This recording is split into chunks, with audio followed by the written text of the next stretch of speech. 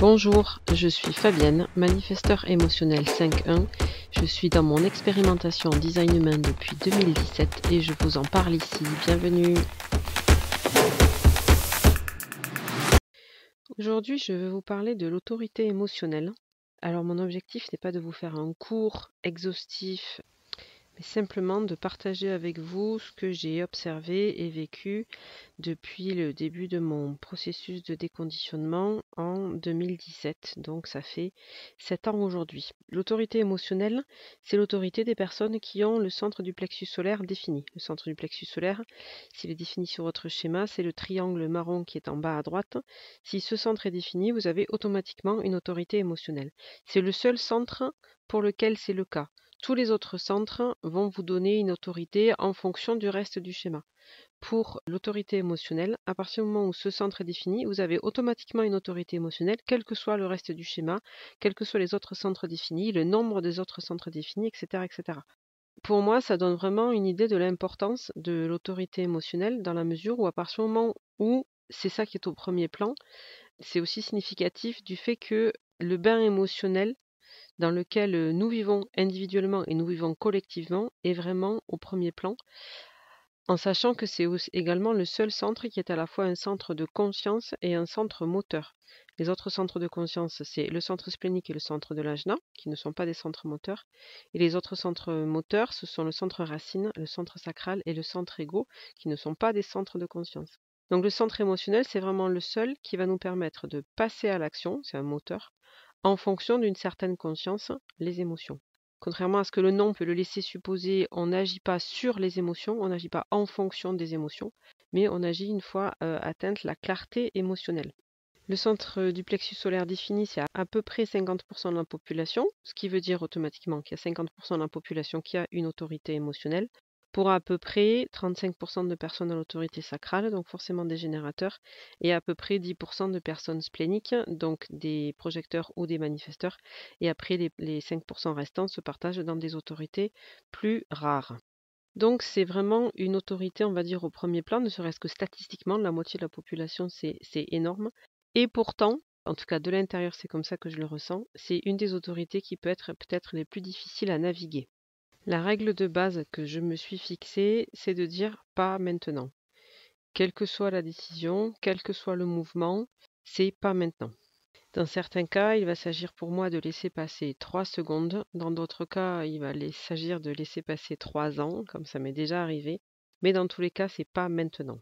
Tout l'intérêt pour moi de pratiquer l'autorité émotionnelle et de s'entraîner avec, c'est vraiment de s'entraîner à différer le moment de la décision.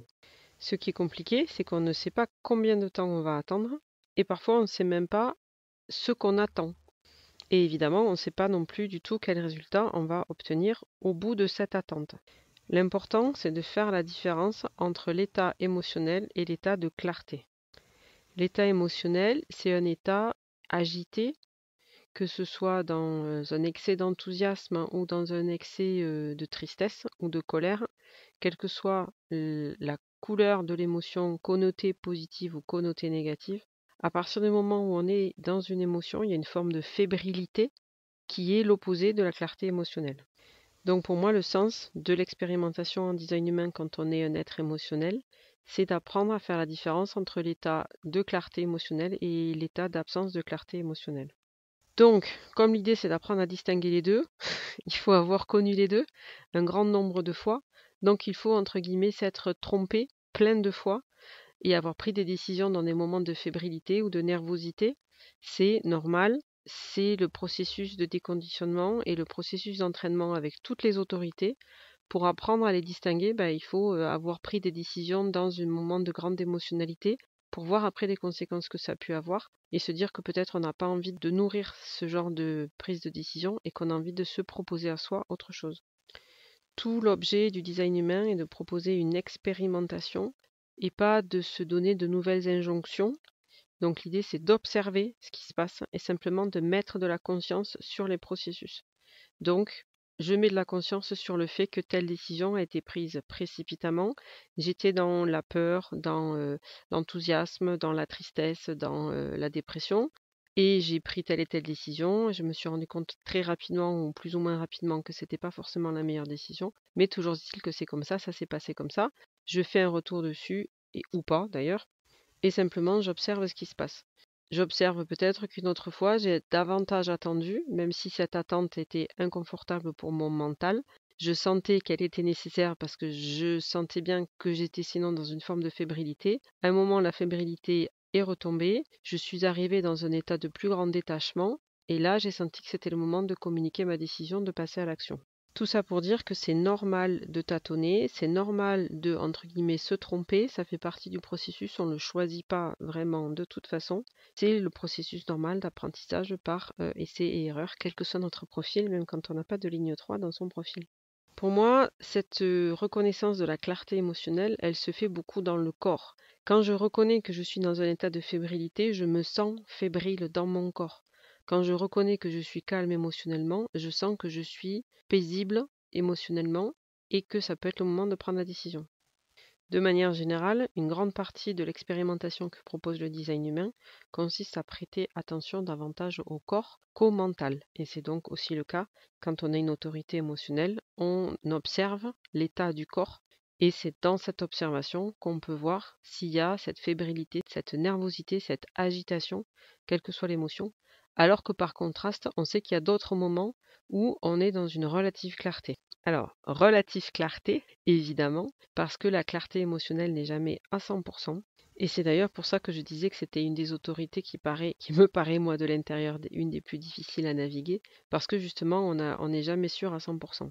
Alors qu'il me semble, et je ne suis pas splénique et je ne suis pas sacrale, donc je ne peux pas savoir, mais il me semble que quand on a un signal splénique, il peut être assez clair. Quand on a un signal sacral, une réponse sacrale, elle peut être assez claire, voire très claire. En tout cas, c'est comme ça que je l'observe de l'extérieur. Mais la réponse émotionnelle, la clarté émotionnelle, en général, n'est pas à 100%. Il faut faire avec. L'idée, c'est de se dire que la clarté, la certitude, c'est mental, c'est artificiel, c'est pas réel. À un moment, c'est clair. C'est difficile de savoir si c'est complètement clair et c'est aussi difficile a posteriori de savoir si on était complètement dans la clarté au moment où on a agi. Évidemment qu'il y a des événements où parfois c'est très net, c'est très clair, très posé et d'autres fois c'est très agité et on a pris une décision à ce moment-là, c'était clairement pas la bonne décision. Mais pour beaucoup de petites ou moyennes décisions, on ne sait pas vraiment si on était clair ou pas. Pour moi, personnellement, le critère intéressant, c'est de savoir si en bout de course, j'ai été dans ce qu'on appelle ma signature, c'est-à-dire pour moi en tant que manifesteur, la signature c'est la paix. Pour les générateurs, ça va être la satisfaction, pour les projecteurs le succès et pour les réflecteurs la surprise. Donc pour moi en tant que manifesteur, sentir que je suis dans une forme de paix, c'est vraiment un signal fort que j'ai attendu suffisamment, que j'étais suffisamment dans la clarté émotionnelle pour agir et qu'a priori je suis dans la bonne direction. Parce que, encore une fois, pour moi, on peut être d'un avis différent, ça ne me dérange pas. Pour moi, c'est à peu près impossible, avec d'autres critères, de savoir si c'était la bonne décision. Est-ce que ça a réussi? Mais peut-être que quelque chose a réussi parce que je l'ai forcé, mais que c'était pas ce que j'étais censé vivre et que c'est pas ça en bout de course qui va m'amener la paix. Est-ce que j'ai gagné de l'argent suite à telle et telle décision? A priori, c'est pas forcément la bonne question non plus, puisque la question matérielle, la question de l'argent n'est pas pertinente en design humain. Ce qui est vraiment intéressant, c'est d'exercer la conscience et pour moi, en bout de course, de sentir si ma signature est présente ou pas. Un autre critère pour moi intéressant pour déterminer la clarté, le moment de clarté émotionnelle, c'est quand je sens que je ne suis pas dans l'angoisse pour ce qui va se passer après le moment où j'aurai communiqué ma décision. Je ne me sens pas impliquée émotionnellement d'une façon démesurée et je suis détachée des conséquences. Bon là, je parle évidemment de décisions au minimum importantes, mais à partir du moment où je sens que, quelle que soit la décision que je prends, je serai en paix avec ça, encore une fois ma signature, et que je suis donc comme détachée des conséquences, là, je sens que ça peut être le moment de communiquer ma décision, d'acter ma décision, etc. Ça revient à cette absence de fébrilité dont je parlais précédemment, mais un peu sous un autre angle. Alors évidemment, le mental peut toujours être dans une forme de peur, qu'on perde le contrôle, une forme d'inquiétude par rapport à l'avenir, etc. Mais c'est important dans le processus d'apprendre à faire la distinction entre les peurs du mental, qui sont en général des peurs matérielles, des peurs tournées vers des expériences passées, etc. Attention évidemment à ne pas se retrouver dans des situations traumatisantes au sens vraiment psychologique du terme. L'idée c'est pas de se retrouver dans une insécurité profonde. Encore une fois, c'est le corps qui va dire. Si on sent que le corps est posé et que c'est la tête qui panique parce que la tête a l'habitude de paniquer mais que le corps ne bouge pas, ça va être le corps qui apporte le signal le plus important. Donc cet entraînement avec l'autorité émotionnelle, il est essentiellement dans l'expérience, essentiellement dans le corps, dans le ressenti. Mais ça peut être intéressant aussi si on a envie, si ça nous convient, de rentrer dans quelque chose de plutôt de l'ordre d'une certaine étude, en sachant donc que ce n'est pas forcément nécessaire. En tout cas, d'après moi. Par exemple, c'est important quand même de connaître le canal qui définit chez nous ce centre émotionnel, parce qu'il va nous apporter des informations sur les critères qui sont importants pour nous. Par exemple, chez moi, c'est le canal 22-12 qui définit mon centre émotionnel. Et ce canal dit si je suis d'humeur ou pas. Donc, pour moi, mettre les mots dessus d'humeur sur mon processus de clarté émotionnelle, ça a été intéressant parce que j'avais tendance évidemment à prendre des décisions en fonction de ce que je pensais être la bonne chose à faire pour les autres, pour mes obligations, etc. Et quand j'ai mis dessus le mot d'humeur, est-ce que je suis vraiment d'humeur? Est-ce que j'ai vraiment envie? Le plexus solaire en général parle d'envie. C'est un moteur, c'est une énergie, c'est l'énergie de l'envie, du kiff, de ça me fait plaisir. Pas dans une excitation émotionnelle, mais dans quelque chose de léger, de joyeux. Donc pour moi, c'est ce critère de savoir si je suis d'humeur ou pas. Pour quelqu'un chez qui le plexus solaire sera défini par le canal 3740, on sait que la question, la prise en compte de la tribu va être importante. La prise en compte des besoins de la tribu, de la place de chacun dans la tribu, de ma place dans la tribu. Est-ce que on s'occupe de moi? Est-ce que j'arrive à m'occuper des autres? Voilà. L'idée, c'est pas d'en faire un questionnement mental, mais ça peut être simplement des termes qui orientent un peu notre conscience, notre ressenti pour mieux le définir. Si le plexus solaire est activé par le canal 49-19, par exemple, 19-49, c'est aussi un canal tribal et c'est aussi un canal très axé sur les principes. Est-ce que mes principes sont respectés dans telle et telle situation? Est-ce que je suis prête à aller à l'encontre de mes principes pour une fois parce que ça me paraît nécessaire ou juste, etc., etc. Donc encore une fois, l'idée, c'est pas trop de mentaliser, mais simplement de poser des questions sans attendre forcément de réponses précises à ces questions, mais pour orienter simplement le processus de conscience. Par contre, il y a une chose qui m'a jamais vraiment aidé, c'est cette histoire d'attendre le passage de la vague émotionnelle. J'ai l'impression que c'est typiquement une formulation qui vient des cours et qui émane de personnes non émotionnelles. Pour moi, je ne suis pas traversée par une vague émotionnelle qui monte et qui descend quand je dois prendre une décision. Je suis traversée par des dizaines et des centaines et des milliers de vagues émotionnelles en permanence à propos de tout et n'importe quoi. N'importe quoi autour de moi, quelque chose que j'entends, que je vois, peut déclencher une ou des vagues émotionnelles. Et donc ce principe d'attendre le passage de la vague qui va monter une fois et descendre une fois avant que la clarté arrive, pour moi ça ne me parle pas du tout parce que la réalité de mon ressenti c'est que c'est beaucoup plus chaotique que ça. C'est pour ça que je disais précédemment que pour moi ce qui est le plus bénéfique c'est d'apprendre à faire la distinction entre l'état agité et l'état de clarté émotionnelle. C'est tout. État agité, je ne prends pas de décision. État de clarté, a priori la décision est mûre. De la même façon, j'ai jamais été trop aidée par ce graphique qui montre les différents types de vagues. Donc si le centre émotionnel est défini par le canal 3740, par le 59-6 ou par le 1949, on a une vague émotionnelle tribale. Si le plexus solaire est défini par le canal 36-35 ou par le canal 41-30, c'est une vague collective. Et si notre plexus solaire est défini par le canal 22-12 et ou le 39-55, alors on a affaire à une vague individuelle. Tout ça, ce sont les circuits auxquels appartiennent les canaux. Donc on trouve des fois des graphiques qui représentent les différents types de vagues. Alors apparemment la vague tribale, elle monte progressivement et puis d'un coup elle explose et ça retombe d'un coup. Alors que la vague individuelle serait plutôt calme en général et elle fait des pics vers en haut ou vers en bas de temps en temps, ce qui est mon cas, il me parle absolument pas. Alors que la vague collective monterait lentement et descendrait d'un coup pour s'effondrer. Donc si jamais ce genre de description vous parle, tant mieux pour vous. Moi, ça m'a jamais vraiment parlé. Comme je disais, là, apparemment, la vague émotionnelle, c'est un état plus ou moins calme tout le temps et ça fait que des pics en montant et en descendant. Moi, plus ça va, plus je suis... Enfin, je me rends compte que je suis dans des états émotionnels tout le temps, en fait. C'est en train de se calmer parce que peut-être je nourris moins les émotions, parce que je suis plus détachée, etc. Mais je ne peux pas dire que ce schéma de vague m'aide. Pour moi, ça revient un peu à mentaliser le processus émotionnel alors que c'est pas du tout le but. J'ai vu passer apparemment dans le monde anglophone quelqu'un qui aurait sorti une espèce d'agenda qui permet de suivre sa vague émotionnelle jour après jour ou demi-journée par demi-journée, ou je ne sais pas comment c'est fait.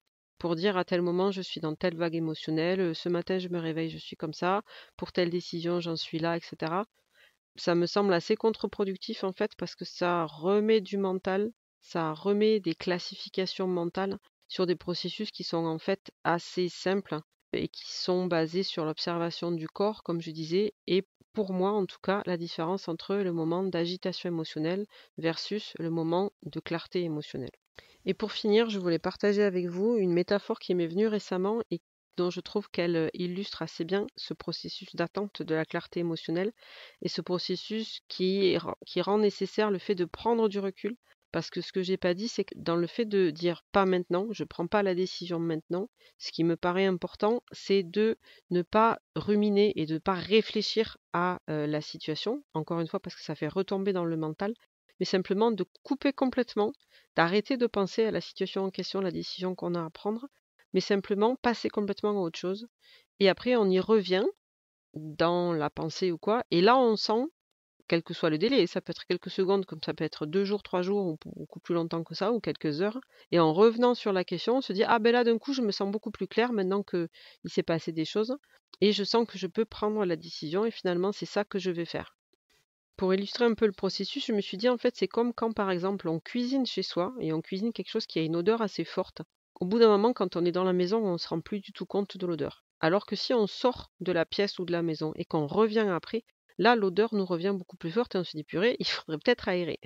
Et pour ce processus d'attente de la clarté émotionnelle, pour moi c'est un peu comme ça. Je sais qu'il y a une décision à prendre. Dans tous les cas, les décisions de vie et de mort à prendre dans la seconde sont quand même très rares. Donc en général, on a au moins 5 minutes pour, entre guillemets, réfléchir. C'est peut-être ce qu'on va dire aux autres, mais nous, on sait qu'on ne va pas réfléchir. 5 minutes pour mettre cette décision de côté, cette question de côté. On fait complètement autre chose et on y revient après. Et quand on y revient, on se rend compte qu'il y a quelque chose qui s'est passé, qu'on n'a pas forcément obligé de nommer, quelque chose qui s'est passé qui fait que là maintenant c'est clair et on est prêt à prendre la décision et à communiquer la décision. Donc pour moi, c'est vraiment ce moment de, entre guillemets, vide, ce moment d'absence à la décision qui permet de revenir dessus et de sentir où j'en suis à ce moment-là.